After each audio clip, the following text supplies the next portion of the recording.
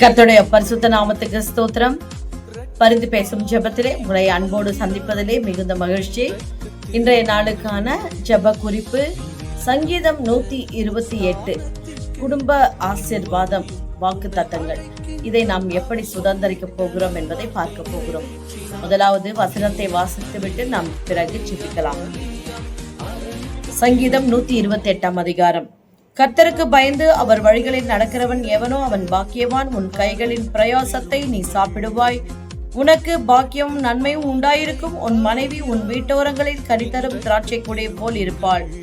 உன் பிள்ளைகள் உன் பந்தியை சுற்றிலும் ஒலிவமர கன்றுகள் போல் இருப்பார்கள். இதோ கர்த்தருக்கு பயப்படுகிற மனுஷன் இவ்விதமாய் ஆசீர்வதிக்கப்படுவான்.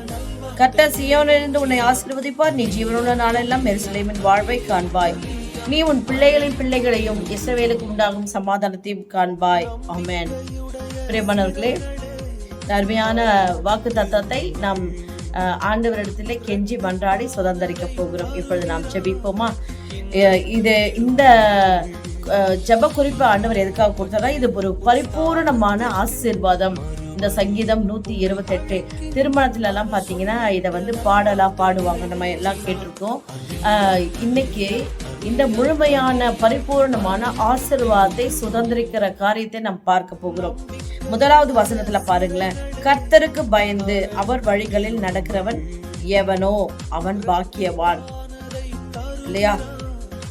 இந்த இரண்டு காரியத்தையும் நம்ம பின்பற்றும் பொழுது நிச்சயமா இந்த ஆசீர்வாதத்தை முழுமையாக நாம் சுதந்திரிக்க முடியும் என்று கர்த்தருக்குள்ளாக விசுவாசிப்போம். முதலாவது செய்ய வேண்டியது என்ன? கர்த்தருக்கு பயப்பட வேண்டும். ஏன் கர்த்தருக்கு பயப்படணும்? கர்த்தருக்கு பயப்படுதலே ஞானத்தின் ஆரம்பம் என்று சொல்லப்பட்டிருக்கிறது.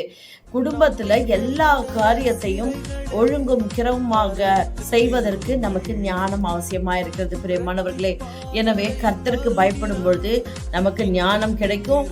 ஆயுசு நாட்களை பெருக பண்ணுவார். இப்படிப்பட்ட பல ஆசீர்வாதங்கள் கர்த்தருக்கு பயப்படுகிறதுனாலே நமக்கு கிடைக்கும். பின்பு அவர் வழிகளில் நடக்கிறவன் எவனோ என்று சொல்லப்படுகிறது.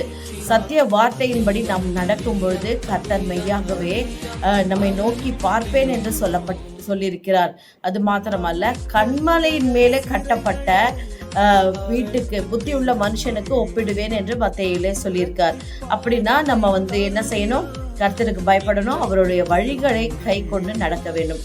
இது இரண்டையும் சரியா செய்தோம்னா நிச்சயமா இந்த 128வது அதிகாரத்தை நாம் சுதந்திரத்துக் கொள்ளலாம். பிரியமானவர்களே, இப்ப பாருங்களேன்,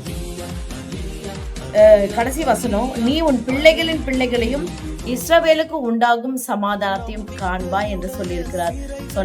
சொன்னவர் மனிதன் அல்ல, வானத்தையும் பூமியும் சிருஷ்டித்த தகப்பன் நமக்கு வாக்கு பண்ணியிருக்கிறார். நிச்சயமாக அதை நமக்கு நிறைவேற்றி தீர்வார். இப்பொழுது நாம் ஜெபிக்கலாமா?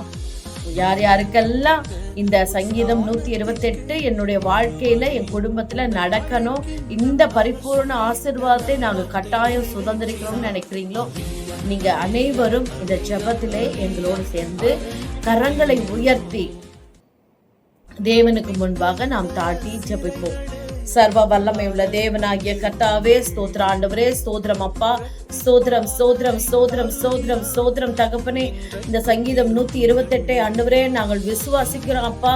நீர் எங்களுக்காக வைத்திருக்கிறீர் என்று நாங்கள் நம்புகிறோம் ஆண்டவரே.